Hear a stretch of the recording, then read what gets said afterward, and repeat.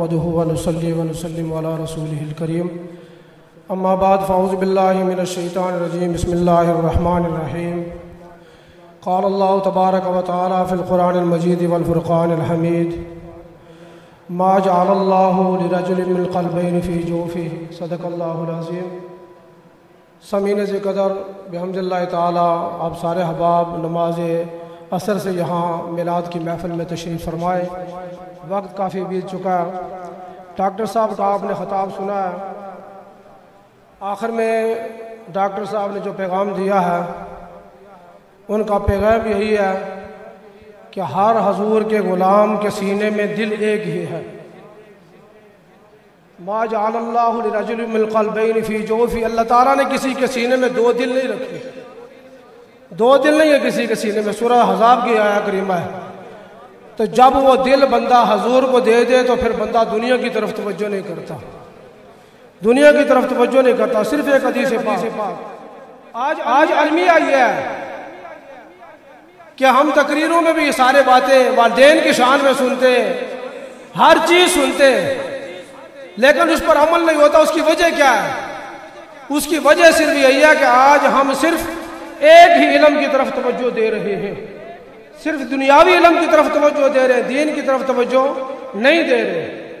حدیث پاک میں آتا ہے آقا دو عالم صلی اللہ علیہ وسلم کے پاس حضرت ابو ہریرہ رضی اللہ تعالیٰ عنہ حدیث پاک کے راوی ہیں، وہ فرماتے ہیں کہ حضور کے بارگاہ میں ایک شخص حاضر ہوا، اس کے ساتھ ایک چھوٹا بچہ تھا۔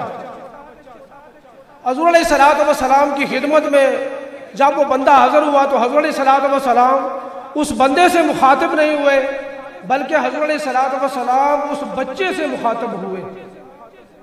حضور بچے سے مخاطب ہوئے، حضور علیہ السلام نے اس بچے سے مخاطب ہو کر اس بچے کے والد کی طرف اشارہ کیا کہ من ھذا، بچے یہ کون ہے؟ بچے یہ کون ہے؟ اب بچہ حضور کے بارگاہ میں عرض کرنے لگا ھذا ابی، یہ میرے والد محترم ہے۔ یہ کون ہے؟ یہ میرے والد محترم ہے۔ حضور علیہ السلام بچے کی طرف مخاطب ہو کر بچے سے پوچھا کہ یہ کون ہے؟ بچے نے کہا یہ میرے والد محترم ہے۔ حضور علیہ السلام نے بچے سے فرمایا کیا بچے کبھی بھی اپنے والد کا نام لے کر نہیں بلانا۔ آپ نے بچے کو نصیحت فرمائی کہ بچے اپنے والد کا نام لے کر والد کو نہیں بلانا، والد کا نام نہیں لینا۔ دوسری بات حضور علیہ السلام نے ارشاد فرمایا کہ اپنے والد کے بیٹھنے سے پہلے نہیں بیٹھنا، اپنے والد کے بیٹھنے سے پہلے کسی مجلس میں بھی جاؤ، والد کے بیٹھنے سے پہلے نہیں بیٹھنا۔ تیسری بات حضور علیہ السلام نے ارشاد فرمائی کہ تیسری بات بچے سے فرمایا کہ آپ بچے اپنے والد کے آگے نہیں چلنا، اپنے والد کے آگے نہیں چلنا۔ چوتھی بات حضور علیہ السلام نے ارشاد فرمائی کہ آپ بچے اپنے والد کو گالی نہیں دینا۔ اس کا مطلب کیا تھا کہ کوئی کام ایسا نہیں کرنا کہ جس کی وجہ سے تیرے والد کو کوئی گالی دے۔ سارے احباب یہاں بیٹھے، کالجوں والے، یونیورسٹیوں والے، سکولوں والے، سارے بندے یہاں بیٹھے۔ آج نرسری پرپ سے لے کر ایم اے تک بچے کو تعلیم دی جاتی ہے، لیکن کبھی بھی کوئی بندہ یہ لیکچر نہیں دیتا کہ والد کا ادب کس طرح کرنا ہے۔ یہ اگر لیکچر دے گا تو ہمیں دین سکھائے گا۔ آج جگہ جگہ پر مدرسے قائم ہیں، لیکن مسئلے ویران ہے، بچوں کو ہم مسجدوں میں نہیں بھیجتے۔ جب قرآن کی طرف نہیں لائیں گے، نہ بچوں کو لائیں گے نہ بچوں کو لائیں گے۔ حضور علیہ السلام آئے تو کتنا کرم ہوا۔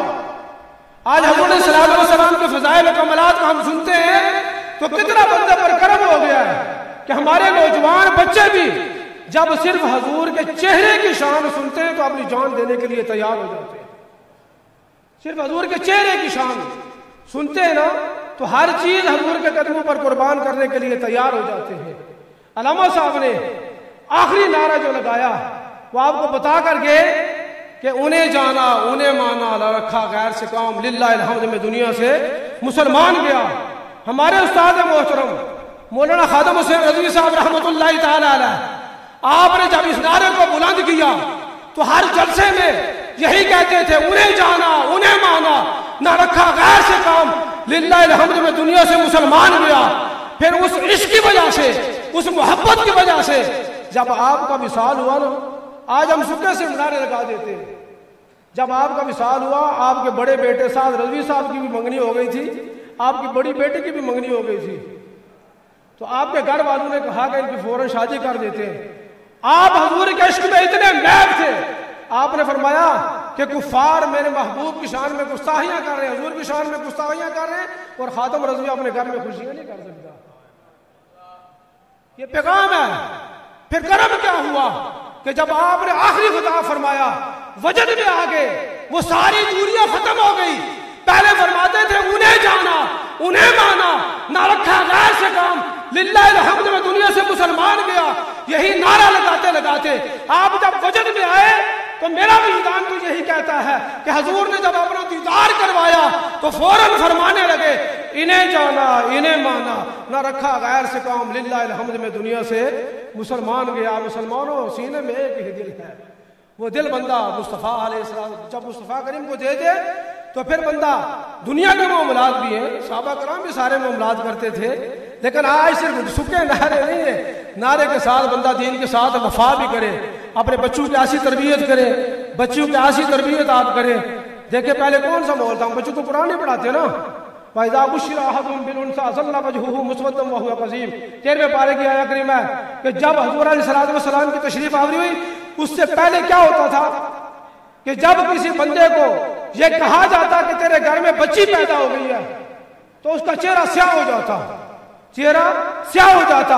لیکن جب حضور تشریف لائے، حضور علیہ السلام نے فرمایا جو بندہ اپنی بچیوں کی پرورش، دو بچیوں کی پرورش کرے گا، حضور علیہ السلام نے فرمایا قیامت والے دن میں اور وہ ایسے ہوں گے جس طرح دو انگلیاں ملی ہوئی ہیں۔ حضور علیہ السلام کی وجہ سے شانیں ملی ہے نا۔ تو آج ہم دین کو چھوڑ کر صرف بندہ کہے گے دنیاوی علم سے سارا معاملہ چلے گا تو بات نہیں بنے گی۔ ہمارے استاد گرامی فرماتے تھے کہ انگلش کے 26 لفظ اگر بندے کو روٹی دے سکتے ہیں تو قرآن کے 29 لفظ کیوں نہیں دے سکتے؟ یہ علماء کرام تشریف فرمائے الحمدللہ تعالیٰ اس دور میں بھی اعلیٰ کھانے کھاتے ہیں۔ حضور کے نام پر بڑی کرم نوازی ہوتی ہے۔ اللہ تعالیٰ کی بارگاہ میں دعا ہے کہ اللہ تعالیٰ ہمیں حضور کی سچی پکی غلامی نصیب فرمائے، حضور سے محبت عطا فرمائے، ہمارے بچوں کو رب تعالیٰ دین کی طرف راغب کر دے، آپ احباب تعامل کریں۔ آمین ثم آمین، وآخر دعوانا الحمدللہ رب العالمین۔